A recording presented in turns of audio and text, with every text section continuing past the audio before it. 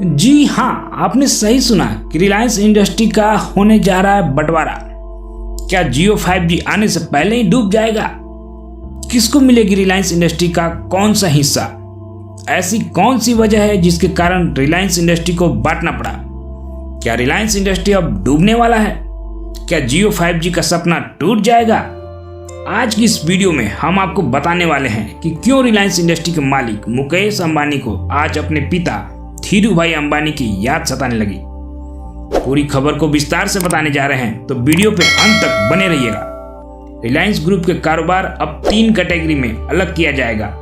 पहला रिलायंस डिजिटल, दूसरा रिलायंस रिटेल और तीसरा रिलायंस एनर्जी।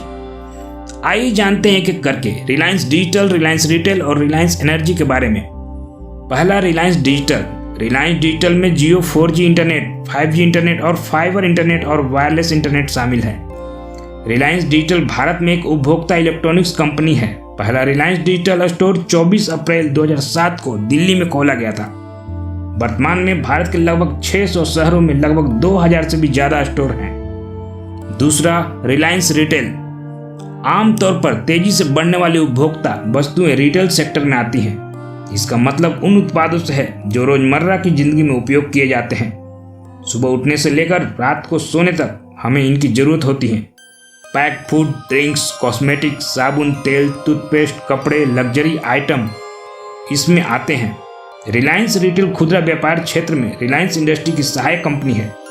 मार्च 2013 तक रिलायंस के भारत में 1466 रिटेल आउटलेट थे। यह भारत की सबसे बड़ी रिटेल ट्रेडिंग कंपनी है। तीसरा रिलायंस एनर्जी। रिलायंस के न्यू एनर्जी काउंसिल में सोलर, विंड और अन्य ग्रीन टेक्नोलॉजी शामिल हैं। मुकेश अंबानी का अगुवाई वाली रिलायंस इंडस्ट्रीज लिमिटेड ने 2021 की मीडिया रिपोर्ट के अनुसार नए ऊर्जा कारोबार में 75,000 करोड़ रुपए का निवेश करने की योजना बनाई थी, जिससे उसने नए ऊर्जा कारोबार का कुल मूल्यांकन 36 अरब डॉलर यानी कि 2.6 लाख करोड़ रुपए किया गया था। अब सवाल यह है कि रिलायंस इंडस्ट्री के डिजिटल, रिटेल और एनर्जी को किन के बीच बांटा जाएगा। ये जानने से पहले मेरे इस वीडियो को लाइक कर दीजिए। मुकेश अंबानी ने एजीएम में अपने संबोधन के दौरान नई पीढ़ी की तारीफ की। उन्होंने कहा कि नई पीढ़ी विश्वास के साथ कंपनी की कमान अपने हाथों में ले रही है। रिलायंस इंडस्ट्री के चेयरमैन मुकेश अंबानी ने 2 दशक तक जिम्मेदारी संभालने के बाद अब नई पीढ़ी को नेतृत्व सौंपना शुरू कर दिया है। सोमवार 29 अगस्त 2022 के मीडिया रिपोर्ट के अनुसार कंपनी की 45वीं वार्षिक आम बैठक RIL 45वीं एजीएम को संबोधित करते हुए मुकेश अंबानी अपने तीनों बच्चों के बीच जिम्मेदारियों को साझा करने का स्पष्ट संकेत दिया। किसको कौन सी जिम्मेदारी मिलेगी, आइए जानते हैं। बड़े बेटे आकाश अंबानी को पहले ही रिलायंस जियो की जिम्मेदारी दी जा चुकी है। वहीं बेटी ईशा अंबानी रिलायंस रिटेल का बिजनेस संभाल रही हैं। अपने संबोधन में मुकेश अंबानी ने बताया कि छोटा बेटा अनंत अंबानी रिलायंस के नए एनर्जी बिजनेस पर फोकस कर रहा है। अब साफ हो गया है कि रिलायंस ग्रुप के कारोबार को डिजिटल, रिटेल और एनर्जी कैटेगरी के हिसाब से अलग किया जाएगा। मुकेश अंबानी ने कहा कि नई पीढ़ी विश्वास के साथ कंपनी की कमान अपने हाथों में ले रही है। आगे हम आपको बताएंगे जियो 5G के बारे में। चैनल पर आप नए हैं तो सब्सक्राइब बटन दबाकर घंटी पर क्लिक कर दें ताकि हमारे सभी नए वीडियो का नोटिफिकेशन सबसे पहले आपको मिले। मुकेश अंबानी ने कहा, आकाश और ईशा को क्रमशः जियो और रिटेल कारोबार में नेतृत्व की भूमिका मिली है। दोनों शुरू से ही हमारे उपभोक्ता कारोबार में उत्साह से शामिल रहे हैं। अनंत भी बड़े उत्साह के साथ न्यू एनर्जी के कारोबार से जुड़े हैं, यहाँ तक कि वह ज्यादातर समय जामनगर में बिता रहे हैं। मुकेश अंबानी ने बताया कि तीनों ने मेरे पिता की सोच को साकार कर रहे हैं। आपको बता दें कि जून 2022 में आकाश अंबानी को जियो प्लेटफॉर्म लिमिटेड की सहायक कंपनी रिलायंस जियो इन्फोकॉम लिमिटेड का चेयरमैन बनाया गया था। हाल ही में एजीएम के मुकेश अंबानी ने ईशा और अनंत की भूमिकाओं के बारे में स्पष्ट संकेत दिए थे, लेकिन इन्हें क्या रोल मिले हैं इसके बारे में आधिकारिक तौर पर अभी तक कुछ नहीं कहा गया है। मुकेश अंबानी की बात करें तो वह रिलायंस इंडस्ट्री के साथ जियो प्लेटफॉर्म के चेयरमैन बने हुए हैं। इसके अलावा वह वर्तमान में रिलायंस रिटेल वेंचर्स लिमिटेड का नेतृत्व कर रहे हैं। हालांकि आकाश और ईशा दोनों अक्टूबर 2014 से रिलायंस रिटेल वेंचर्स लिमिटेड और जियो प्लेटफॉर्म लिमिटेड के बोर्ड में हैं। अभी 60 देशों के लोग रिलायंस इंडस्ट्री के साथ काम कर रहे हैं। यह एक ऐसा समूह है जो समय के साथ बड़ा होता जाएगा। मुकेश अंबानी ने यह भी कहा कि नई पीढ़ी उन्हें पिता धीरूभाई अंबानी की याद दिलाती है। जियो 5G से जुड़ी कुछ रोचक जानकारी वीडियो में आगे देने वाले हैं, तो इसे अंत तक जरूर देखिएगा। एजीएम में अहम ऐलान करने की जिम्मेदारी भी आकाश और ईशा को सौंपी गई थी। ईशा अंबानी ने इस दौरान रिलायंस रिटेल के बिजनेस का जिक्र किया। उन्होंने बताया कि इसने 2 लाख करोड़ रुपए का टर्नओवर हासिल किया है। उन्होंने कहा कि रिलायंस रिटेल एशिया के 10 सबसे बड़े खुदरा विक्रेताओं में से एक बन गया है। कंपनी अब तक 200 मिलियन से अधिक पंजीकृत ग्राहकों की सेवा प्रदान कर चुकी है। उन्होंने कहा कि रिलायंस रिटेल के फिजिकल स्टोर्स और डिजिटल प्लेटफॉर्म पर आने वाले ग्राहकों की इतनी बड़ी संख्या ब्रिटेन, फ्रांस और इटली जैसे देशों की आबादी से भी ज़्यादा है। उन्होंने कहा कि रिलायंस रिटेल के डिजिटल प्लेटफॉर्म पर आने वाली संख्या एक साल में 2.3 गुना बढ़कर 4.5 अरब हो गई है। कंपनी के डिजिटल प्लेटफॉर्म हर दिन करीब 6 लाख ऑर्डर डिलीवरी कर रहे हैं। उन्होंने कहा कि रिलायंस रिटेल के राजस्व में 65% से अधिक का योगदान समूह के अपने ब्रांडों का है। जियो 5G के बारे में जानने से पहले आपकी एक सपोर्ट चाहिए। मेरे इस नए चैनल को सब्सक्राइब कर लीजिए ताकि हमारे नए वीडियो का नोटिफिकेशन सबसे पहले आपको मिले।